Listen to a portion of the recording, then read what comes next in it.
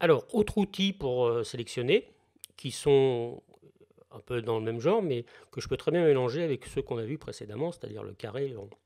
Ce sont ici, ce qu'on appelle le lasso. Donc, la première option ici, le lasso, on voit un petit lasso qui se met au niveau de ma souris. J'appuie, je lâche pas, et là je suis en train de dessiner une sélection à main levée.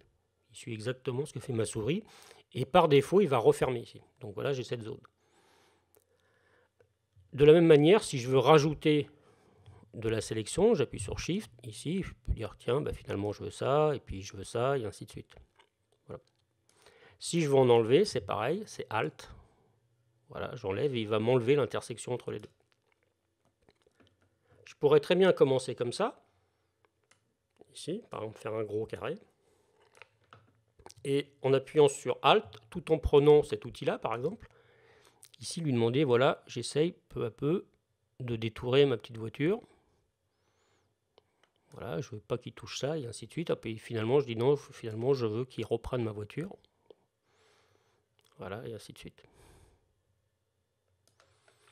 Alors, maintenant, ici, si je veux désélectionner, on a vu que je cliquais dans le vide, mais autrement, je peux très bien aller tous ces menus de sélection.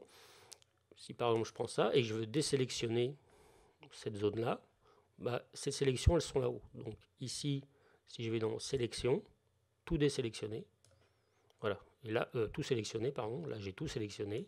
Et ici, désélectionner, il enlève tout. Ça, c'est des raccourcis qu'il faut apprendre tout de suite, c'est-à-dire que tout sélectionner, ici c'est CTRL A ou pomme A, et désélectionner, c'est pomme D ou CTRL D. C'est celui-là qu'on va utiliser le plus souvent. Donc si je fais CTRL A ou pomme A, ici j'ai toute ma sélection, sur toute mon image.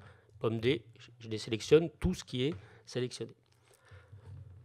Donc maintenant on va continuer avec ici l'outil lasso polygonal, c'est un peu le même que celui-ci, sauf que ici ça fait des petites barres, des petites droites en fait. Vous voyez, ça fait des lignes droites comme ça. Et ici, par défaut, il faut que je le referme, que je revienne à son point de départ, ici. Voilà, il y a un petit rond qui apparaît sur ma souris. Quand je clique, pof, j'ai refermé ma sélection. Si je veux enlever, toujours pareil, j'appuie sur Alt et je dis, voilà, ça j'en veux pas. Finalement, ça j'en veux. Donc là, j'appuie sur Shift. Voilà, je me suis trompé. Donc Shift, pardon. Voilà. Et je peux le mélanger avec les autres. Toujours pareil.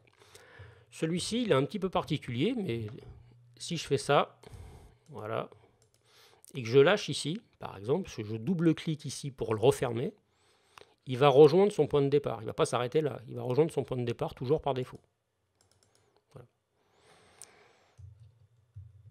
Si par exemple, c'est pour ça qu'il faut être assez précis dessus, si par exemple ici je fais ça, je détourne comme ça, et puis je veux revenir en arrière, si je fais pomme Z, ici, ça ne fait pas grand chose. Par contre, je peux faire Backspace, c'est-à-dire retour sur mon clavier, retour une fois, deux fois, et je remonte dans l'arborescence de ma courbe, enfin de mes petites lignes.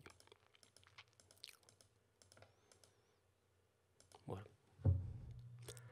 Donc, avec ces outils, c'est-à-dire ces deux outils déjà, on va essayer d'isoler cette petite voiture pour toucher qu'à ça et toucher de l'autre côté de l'image de manière indépendante.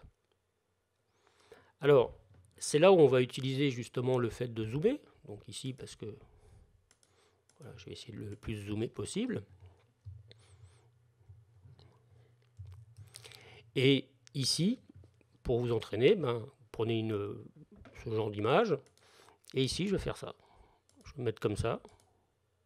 Alors si c'est pas parfait, c'est pas très grave. Ici, là j'ai pris le lasso polygonal. Voilà. Admettons. Alors vous voyez, je fais des petites droites en fait.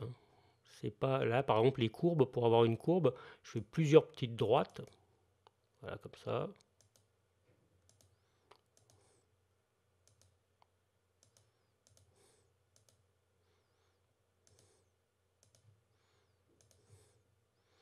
Voilà. Donc je vais faire que la carrosserie. Alors n'hésitez pas à le refaire plusieurs fois. Ici. Voilà, par exemple là, je vais tricher un peu, je fais une ligne droite.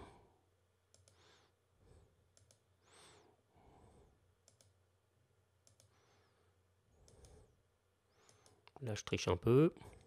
Donc vous prenez votre temps, mais faites-le bien. Voilà, admettons. Voilà, je ferme ici. Donc j'ai ça. Donc évidemment, avant d'aller plus loin, ça j'aimerais bien l'enregistrer.